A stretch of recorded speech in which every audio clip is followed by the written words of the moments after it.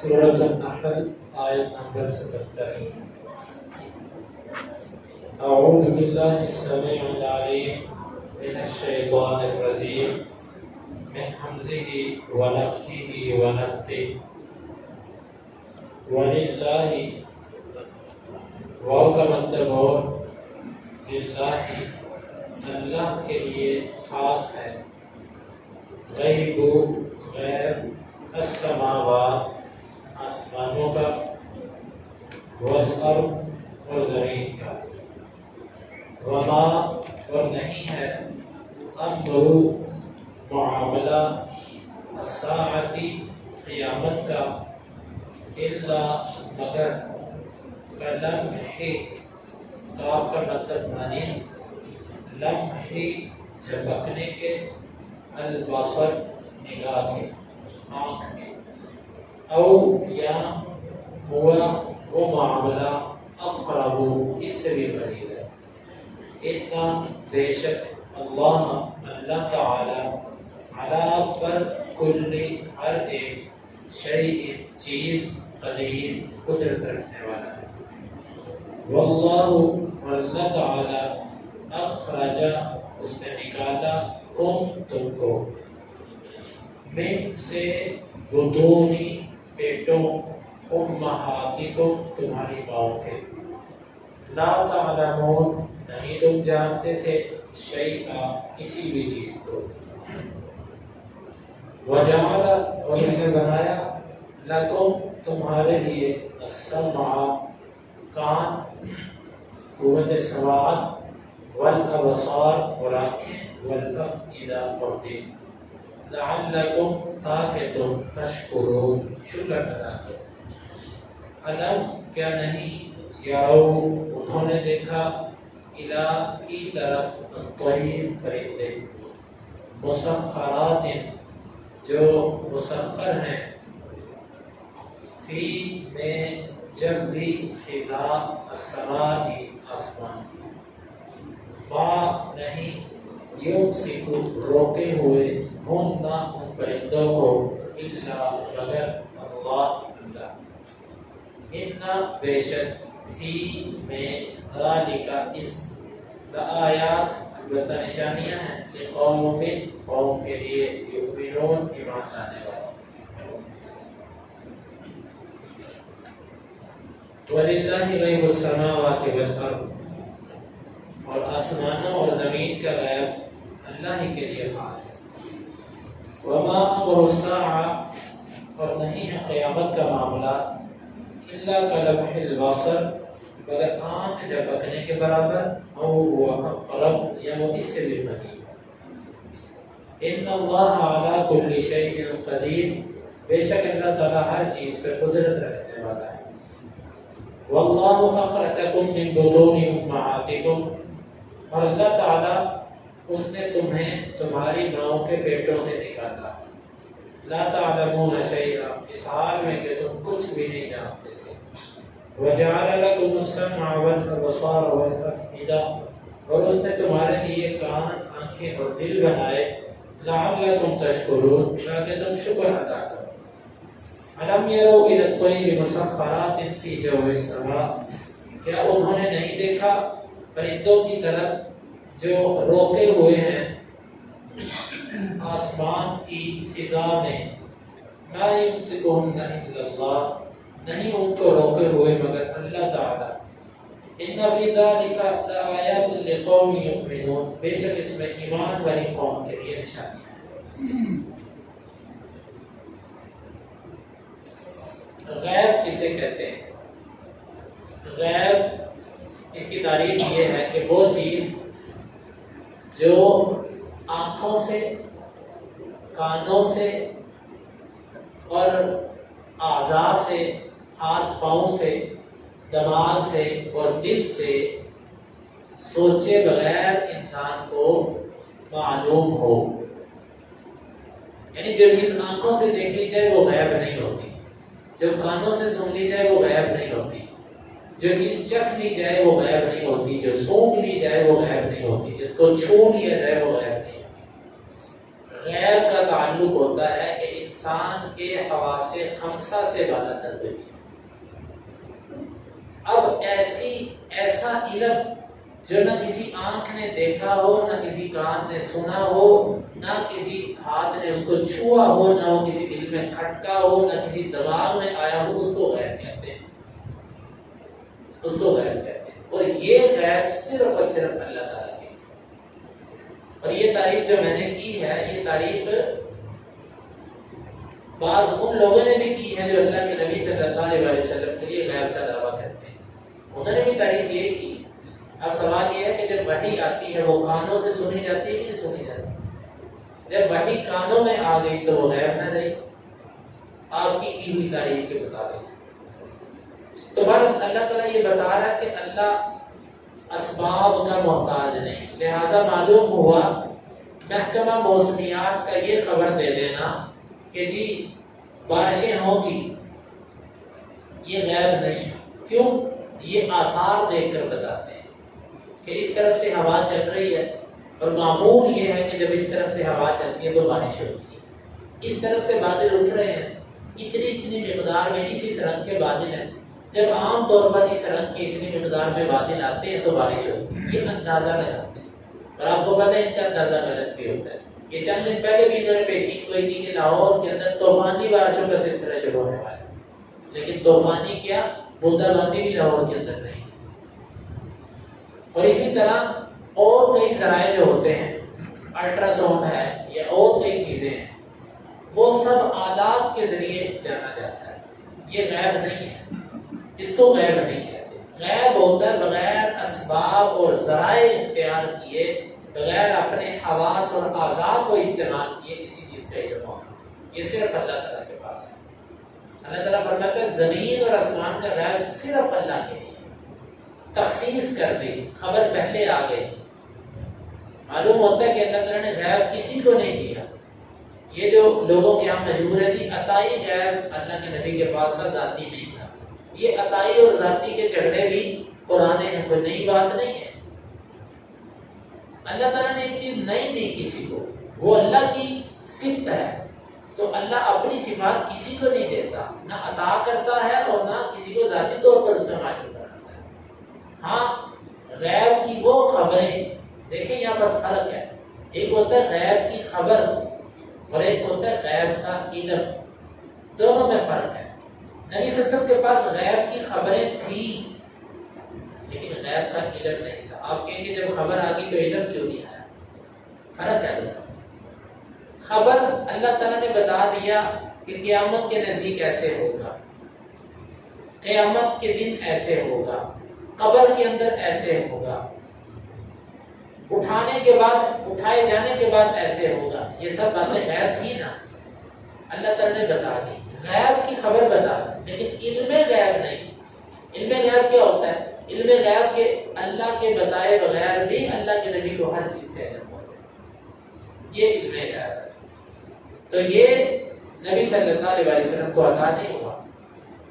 آپ کے پاس غیب کی خبریں تھیں، صرف اگر یہ فرق سمجھ آ جائے لوگوں کو، تو یہ جو آج کل لوگوں کے عقیدے خراب کرتے ہیں کہ دیکھو اللہ کے نبی نے فلانی چیز کی خبر دے دی، اللہ کے نبی نے فلانی چیز کی خبر دے دی، اللہ کے نبی نے فلانی چیز، اور بھائی ہمارا تمہارا اختلاف یہ نہیں ہے کہ اللہ کے نبی کے پاس کچھ غیب کی خبریں تھی کہ نہیں تھی، یہ اختلاف ہی نہیں۔ اختلاف یہ ہے کہ اللہ کے نبی سے بس علم غیب تھا کیا؟ علم غیب اور ہوتا ہے اور غیب کی خبر اور ہوتی ہے، دونوں میں فرق ہے۔ یہ غیب صرف اور صرف اللہ تعالیٰ کے لیے۔ وما امر الساعۃ الا کلمح البصر او اقرب، قیامت کا معاملہ یہ آنکھ جھپکنے کے برابر ہے۔ تم کہتے ہو قیامت کب آئے گی، کتنا عرصہ اس میں باقی ہے؟ اللہ تعالیٰ فرماتا ہے کہ تمہیں آنکھ جھپکنے میں جتنا وقت لگے گا نا، بس سمجھو کہ اتنا ہی وقت قیامت برپا ہونے میں لگے گا۔ آنن فانن حدیث کے اندر آتا ہے کہ ایک بندہ دکان پہ کپڑا بیچ رہا ہوگا، دکان کا لفظ میرا ہے، حدیث میں اتنا کہ ایک بندے نے اپنے کپڑے کو کھولا ہوگا، وہ کپڑے کو لپیٹ نہیں پائے گا کہ قیامت کے آثار شروع ہو جائیں گے۔ ایک بندہ کنواں کھود رہا ہوگا، وہ اس کو پورا نہیں کر پائے گا، قیامت کے علامات شروع ہو جائیں گی۔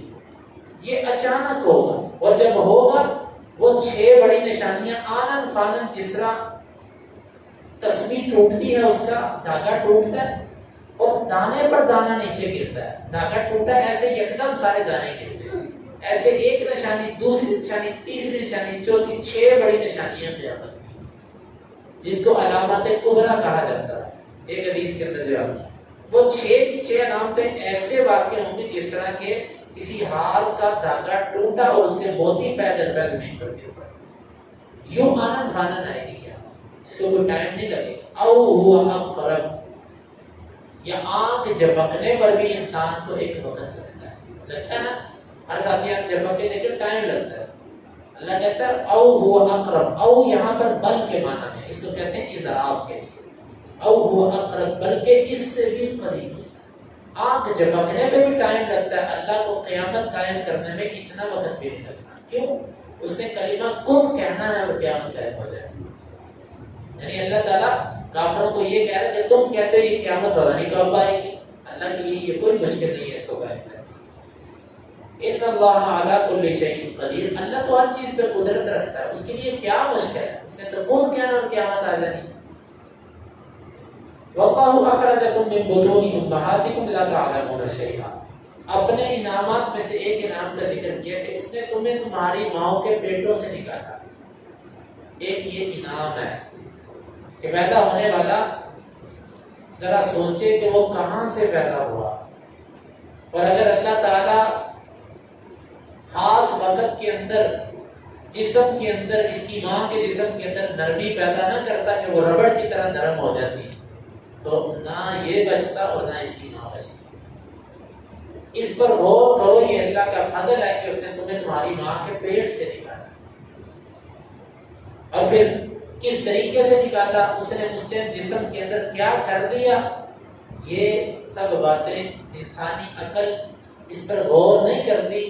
البتہ اس کو معمول کے مطابق ہم لیتے ہیں، معمول کے مطابق۔ میں کہتا ہوں اللہ کی اتنی بڑی نعمت، ہم اس پہ تعجب کرتے ہیں نا کہ من اور سلوہ اترتا تھا، یعنی من سلوہ اترتا تھا بنی اسرائیل پہ۔ میں کہتا ہوں اب بھی اتنی بڑی نشانی ہے کہ اگر وہ اللہ تعالیٰ نعمتیں ہم سے چھین لے اور ہمارے بعد آنے والی کسی امت کو اللہ بتائے کہ پہلی امت پر یہ نعمت تھی، تو وہ حیران ہوں گے کہ اتنی بڑی نعمت۔ مثلا ایک پانی ہے، کبھی غور کیا اس پہ؟ پانی مختلف کھیتوں کو لگتا ہے، آم، کیلا، امرود، سیب، ہر قسم کا پھل، سبزی، اناج، ہر ایک کو ایک طرح کا پانی جاتا ہے۔ کسی کا رنگ سبز، کسی کا نیلا، کسی کا پیلا، کسی کا سفید، کسی کا سیاہ، اور ہر ایک کا ذائقہ الگ، ہر ایک کی تاثیر الگ، ہر ایک کی ساخت، شکل و صورت الگ، ہر ایک کا مقدار اور حجم الگ۔ یہ چھوٹی نعمت الگ، ایک پانی سفید رنگ کا پھیکا، اس میں مٹھاس بھی نہیں، وہ کسی چیز کو میٹھا کر رہا ہے، کسی کو ترش کر رہا ہے، کسی کو وہ پھیکا کر رہا ہے، کسی کو وہ کڑوا کر رہا ہے، کسی کا رنگ کچھ بنا رہا ہے، کسی کا کچھ۔ اس پر ہم نے کبھی غور ہی نہیں کیا۔ ایک پانی ہے جس کو سانپ پیتا ہے وہ زہر بنتا ہے، وہی پانی گائے بھینس پیتی ہے اس سے دودھ بنتا ہے، وہی پانی ہرن پیتی ہے اس سے کستوری بنتی ہے، وہی پانی سمندر کے اندر مخصوص قسم کے جو حشرات سمندر کے اندر جو کیڑے ہیں وہ اپنے اندر پانی کا قطرہ لیتے ہیں، اس سے موتی بن جاتا ہے۔ یہ اللہ کی اتنی نعمتیں ہم نے کبھی اس پر غور نہیں کیا۔ اللہ تعالیٰ نے فرمایا اس سے تمہیں تمہاری ماؤں کے پیٹوں سے نکالا، اس نعمت پر آج تک کسی نے غور نہیں کیا کہ یہ کتنی بڑی اللہ تعالیٰ کی نعمت ہے۔ لا تعلمون شیئا، دوسری نعمت یہ کہ جب تم پیدا ہوئے تھے تو تمہیں الف بے بھی نہیں آتی تھی کسی کو۔ اللہ تو کہتا ہے لا تعلمون شیئا، لیکن بعض لوگ کہتے ہیں فلانے بابا جی جب پیدا ہوئے تھے نا تو اندر ہی 15 اسبارے بس کر کے آئے تھے، اور فلانے بابا جی پیدا ہوتے ساری کو جب استاد کے پاس بیٹھے سامنے تو استاد نے کہا پڑھ الف، اس نے کہا بتا الف کا کیا معنی ہے۔ استاد حیران ہو گیا، یہ میرے سے پوچھ رہا الف کا کیا معنی ہے، آپ بتاؤ اس کا کیا معنی ہے۔ وہ شاگرد نے اس کو معنی بتایا تو استاد حیران ہو گیا، یہ کہاں سے پڑھ کے آیا۔ یہ جس کو یہ گپے ہیں، گپے بڑی بڑی، جتنی چھوڑ دیجیے اتنی چھوٹی ہے۔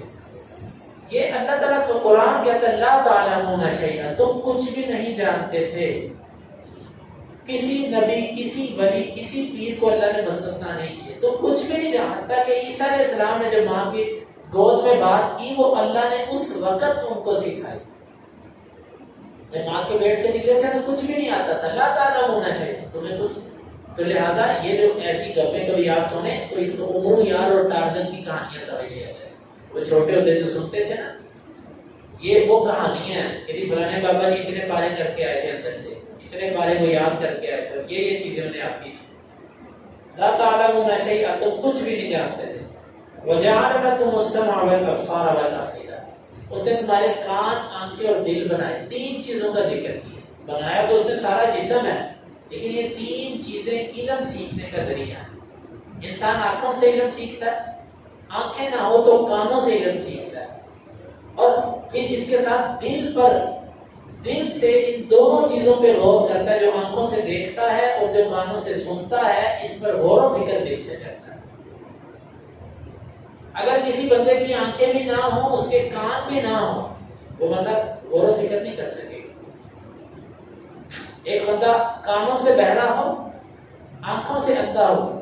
جو کانوں سے پیدائشی بہرا ہوگا وہ گونگا بھی ہوگا، لیکن جو گونگا ہوگا اس کے لیے ضروری نہیں کہ وہ کانوں سے بھی بہرا ہو. شاید آپ کو اس بات کا علم ہو. جو کانوں سے بہرا ہوتا ہے نا، وہ گونگا بھی ہوتا ہے، اور جو گونگا ہوتا ہے اس کے لیے ضروری نہیں کہ وہ کانوں سے بہرا بھی ہو. دیکھنے میں یہ آیا کہ جو بھی بہرا ہوتا ہے وہ گونگا بھی ہوتا ہے. اب ایک بندے کی نہ آنکھیں ہوں، زبان کا ذکر نہیں کیا، حالانکہ زبان مرکزی چیز ہے. کیوں؟ زبان سیکھتی نہیں ہے. زبان جو کچھ اندر جاتا ہے اس کی ترجمانی کرتی ہے. کان جو کچھ سنتے ہیں، آنکھیں جو کچھ دیکھتی ہیں، زبان اس کی ترجمان ہوتی ہے. اس سے زبان کا ذکر نہیں کیا. زبان تابع ہے آنکھ اور کان کی، کہ جو کچھ ان دونوں نے کرنا ہے زبان ان کے تابع ہے، دل اس کے تابع ہے. گویا کہ جسم کے اندر جانے کے دو رستے ہیں، ایک آنکھ اور ایک کان. بندہ ان دو رستوں پہ اگر پہرے دار بٹھا دے تو دل محفوظ ہو سکتا ہے، سارے معاملات ٹھیک ہو سکتے ہیں. اللہ تعالیٰ نے فرمایا کہ تین چیزوں کا ذکر کیا، کان، آنکھیں اور دل. اور یہ ہر چیز کو اس نے تین چیزیں دی ہیں. ہر جاندار کو، جاندار آج تک اسی حالت پہ. آپ بکریوں کو دیکھ لیں، کیڑے مکوڑوں کو دیکھ لیں، اڑنے والے پرندوں کو دیکھ لیں. جو طریقہ آج سے 1000 سال پہلے ان کا تھا، آج بھی ان کا وہی طریقہ. بکری 100 سال پہلے چلنے کا اس کا طریقہ کوئی اور تھا، اس کا کوئی طریقہ بدل گیا ہو، ایسا نہیں. اٹھنے بیٹھنے کا 100 سال پہلے وہ پٹے کھاتی تھی، اب اس نے برگر شاورما کھانا شروع کر دیا ہو، ایسا کچھ نہیں ہے. یعنی کہ ان کی خوراکیں، ان کا چلنا پھرنا، ان کا اٹھنا بیٹھنا سب ایک مزاج ہے، وہ نہیں بدلا. البتہ اگر کوئی بدلا ہے تو وہ انسان 100 سال نہیں، اس کو 10 سال بعد نوٹ کرتے جائیں. اس کا لباس، اس کے انداز تکلم، اس کے الفاظ کا چناؤ، اس کا دماغ، اس کی صلاحیتیں، اس کی آنکھوں کے دیکھنے کے انداز، اس کے کانوں کے سننے کے معاملات ہر آنے والے وقت کے ساتھ بدل رہے ہیں. اسی لیے انسان اتنی ایجادات کرتا جا رہا ہے، اللہ تعالیٰ اس سے کرواتا جا رہا ہے. تو یہ اللہ تعالیٰ نے چیزیں اس کو دی ہیں. یہ سب چیزیں کس لیے دی؟ لعلکم تشکرون، تاکہ آنکھوں سے اللہ کی نعمتیں دیکھو، کانوں سے سنو، دل سے سوچو بچار کرو اور اللہ کا شکر ادا کرو.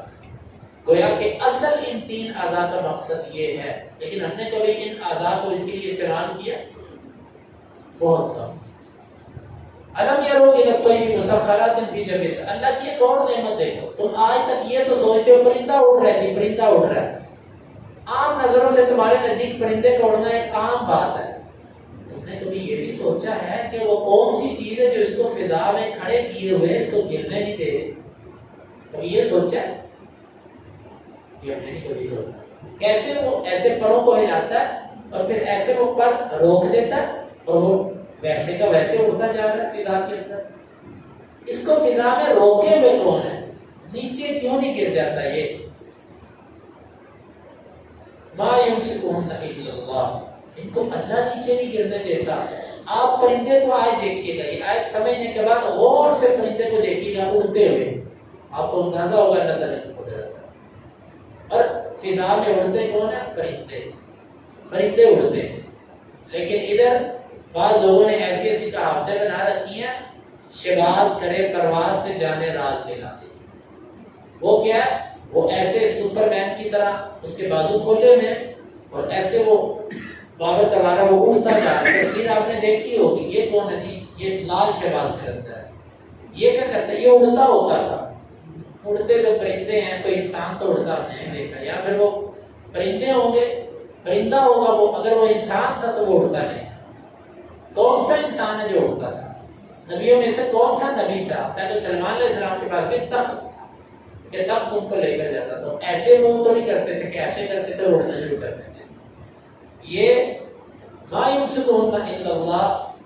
فضا میں پرندے ہوتے ہیں اور ان کو فضا میں روکتے ہوئے صرف اللہ تعالیٰ. ان فی ذلک لآیات لقوم یؤمنون. ان ساری نشانیوں کے اندر جس کے اندر ایمان ہے نا، اس کے لیے نشانی. گویا کہ اللہ تعالیٰ یہ کہنا چاہتا ہے کہ ان نشانیوں سے عبرت وہ پکڑے گا جس کے اندر ایمان ہے. یعنی ان سے عبرت پکڑنے کے لیے ایمان کی ضرورت ہے. تو جس کے اندر ایمان نہیں وہ ان نشانیوں سے اثر بھی نہیں لے گا. پھر جس کے اندر جتنا ایمان اتنا اثر دے گا، اور جس کے اندر جتنا کم اس کا اثر اتنا کم.